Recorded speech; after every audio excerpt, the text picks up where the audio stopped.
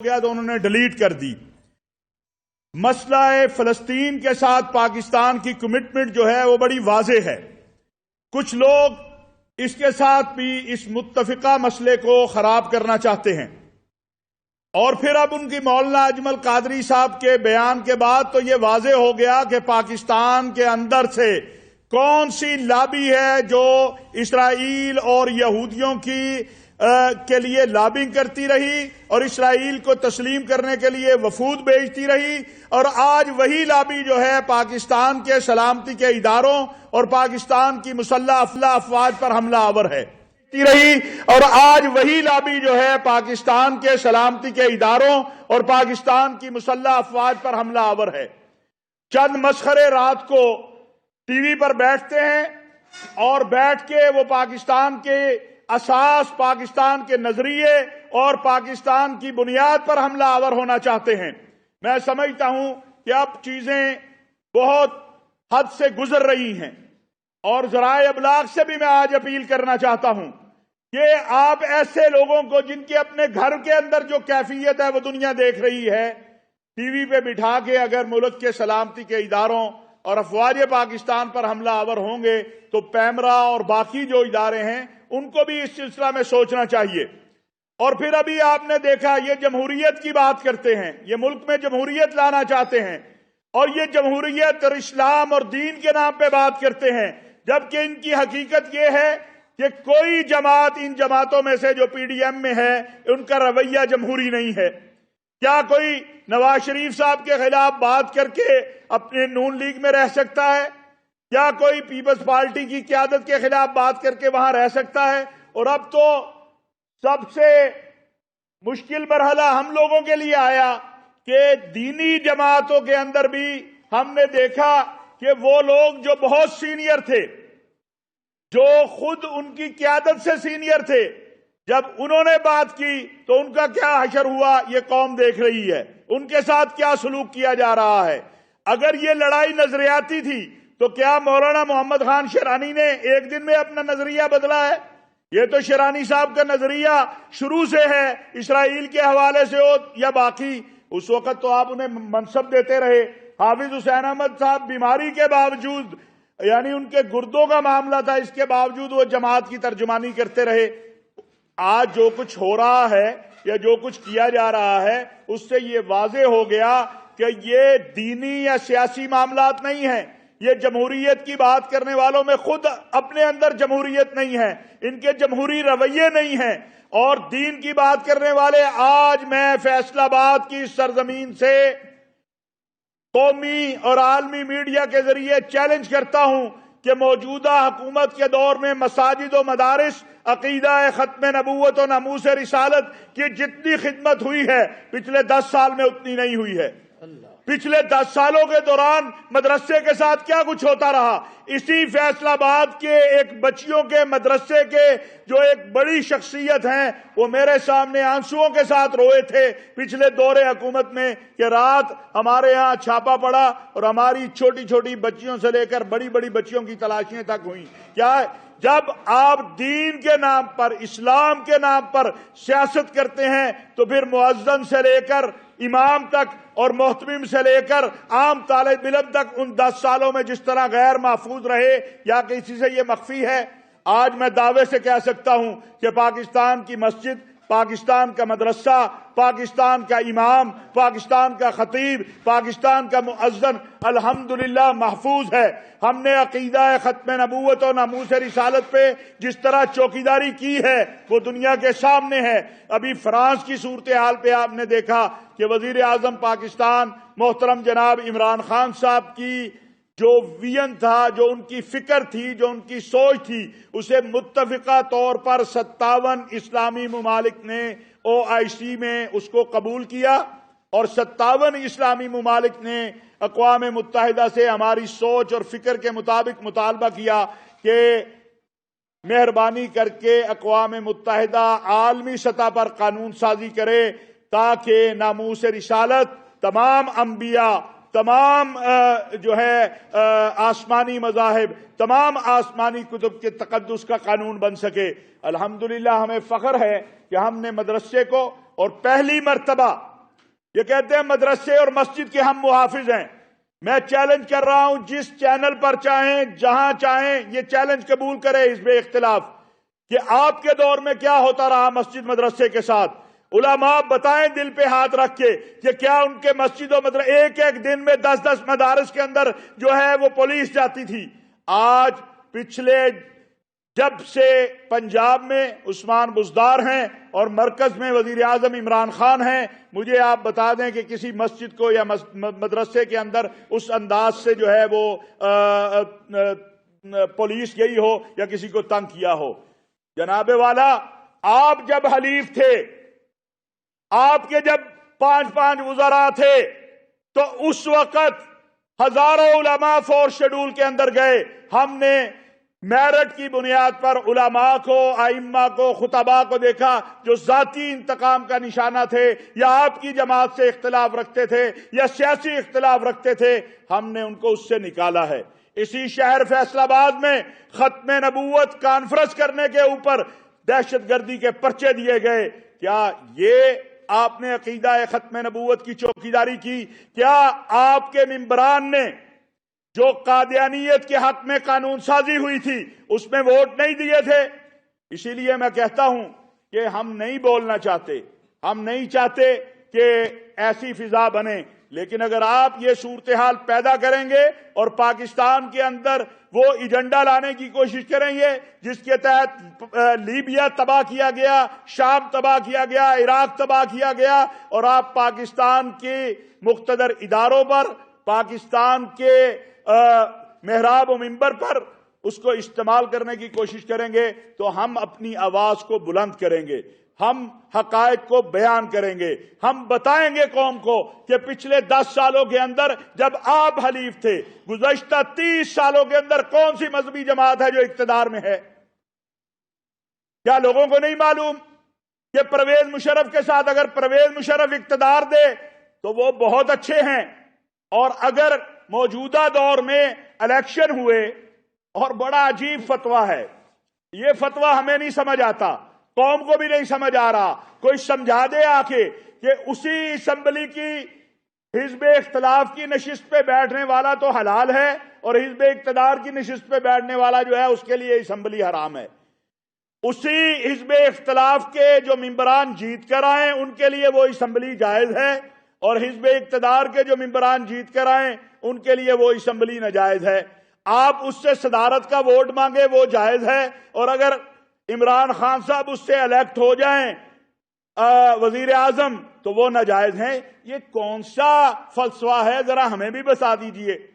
اور پھر اگر یہ اسمبلی ناجائز ہے تو آپ کے جو ممبران اس سے تنخواہیں اور مراعات لے رہے ہیں، جو اس کا سارے اخراجات وصول کر رہے ہیں، پٹرول سے لے کر گاڑیوں سے لے کر، وہ جائز ہیں؟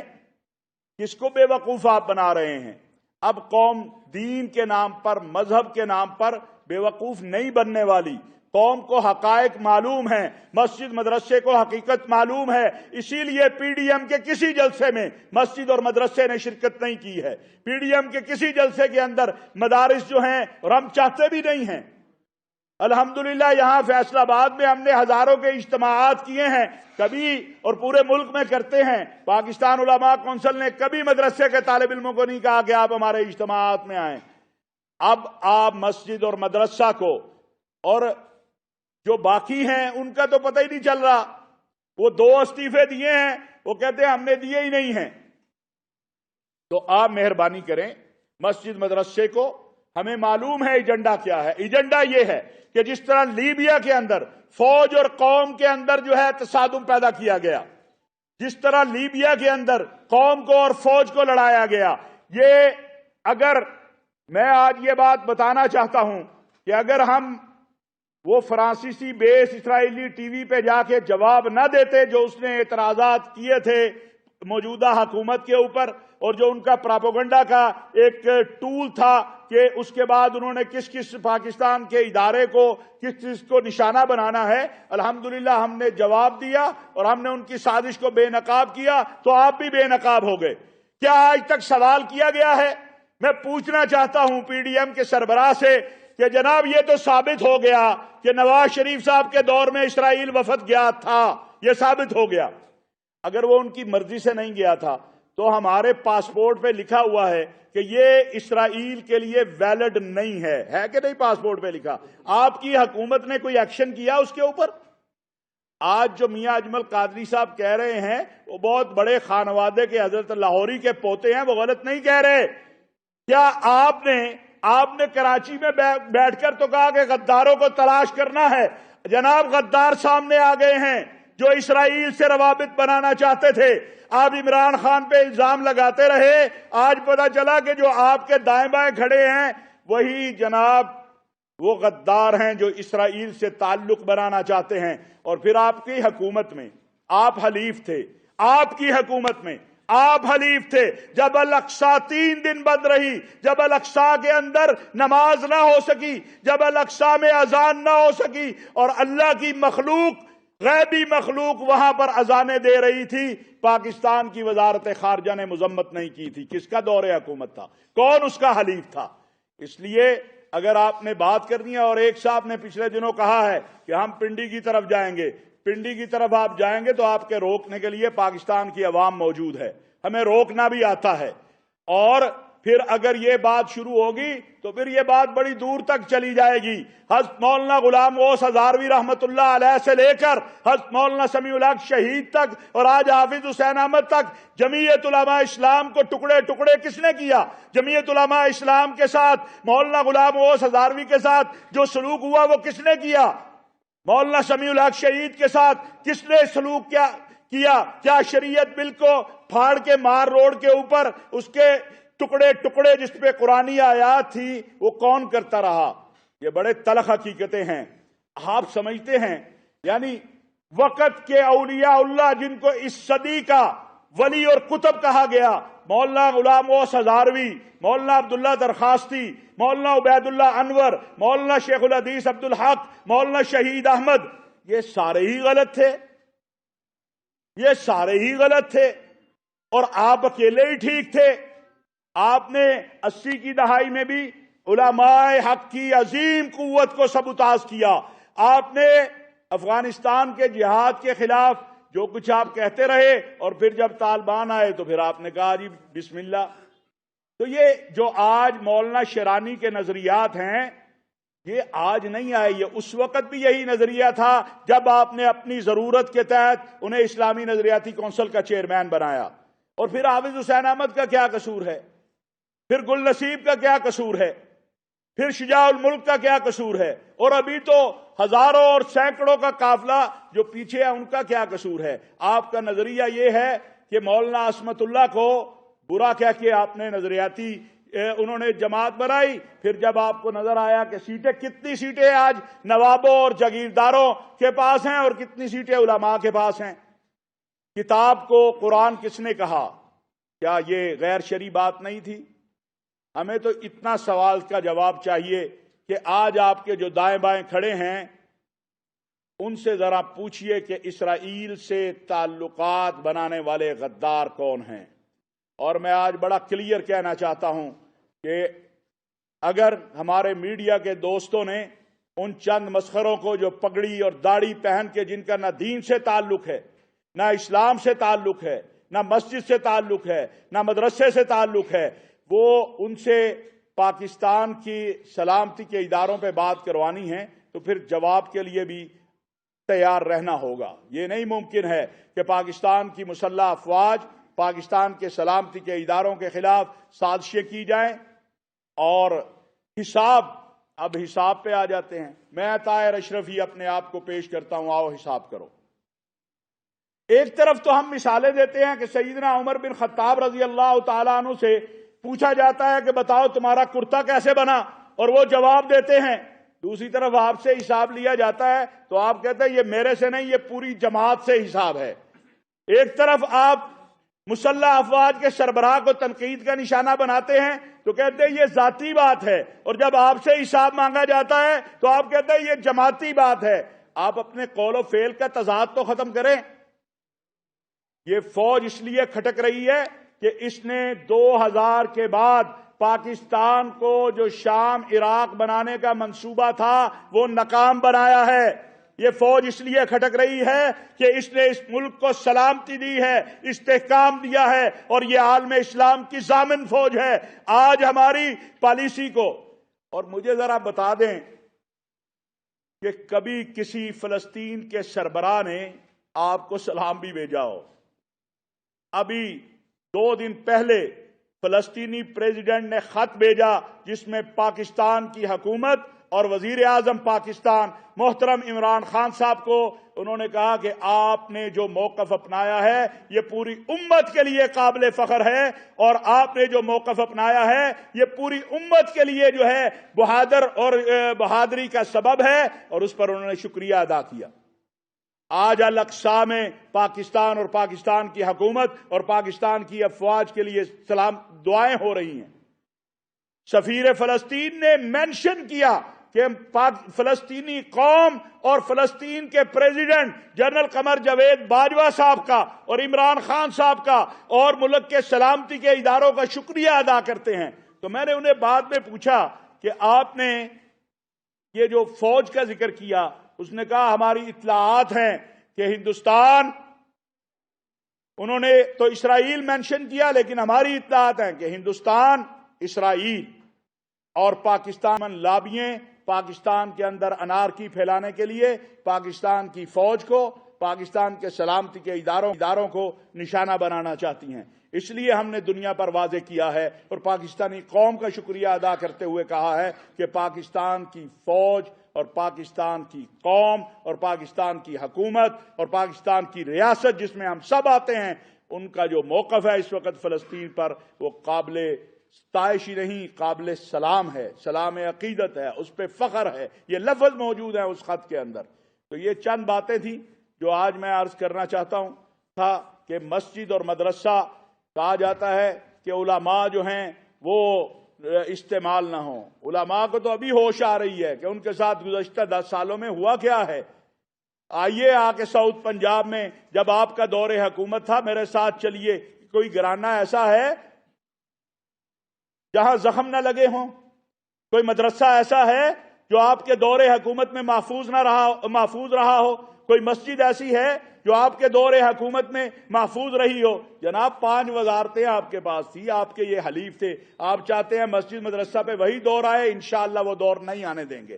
ہم نے اس وقت بھی، اور یہ بھی میں واضح کروں کہ یہ بیٹھے ہیں ہم جب فیصلہ اسی شہر میں 2 دہشت گردی ایکٹ کے تحت ہمارے اوپر جو ہے FIR دی گئی، کس بات پہ؟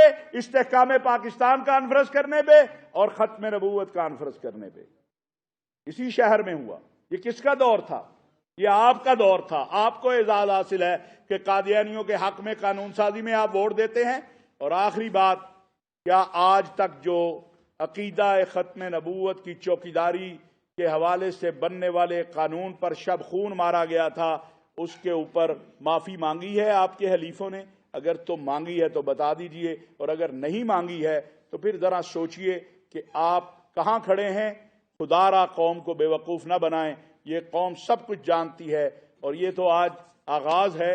اگر یہ مسخرے جو دین کے نام پر، جو داڑھی پگڑی رکھ کے سمجھتے ہیں اور نمائندہ بنتے ہیں یہ علماء کے، اسلام کے، یہ باز نہ آئے تو پھر بہت سارے ان کے بارے میں بھی حقائق ہمیں جو ہیں وہ قوم کو بتانے پڑیں گے کہ یہ کون ہیں، کہاں سے آتے ہیں، ان کا منشور و دستور کیا ہے۔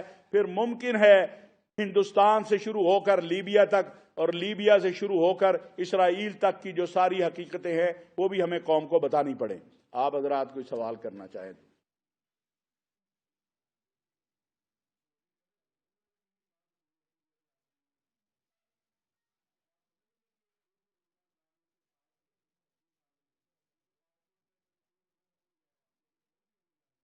میں سمجھتا ہوں پاکستان کے علماء بڑے غیرت مند ہیں، پاکستان کا مسجد مدرسہ بڑا غیرت مند ہے۔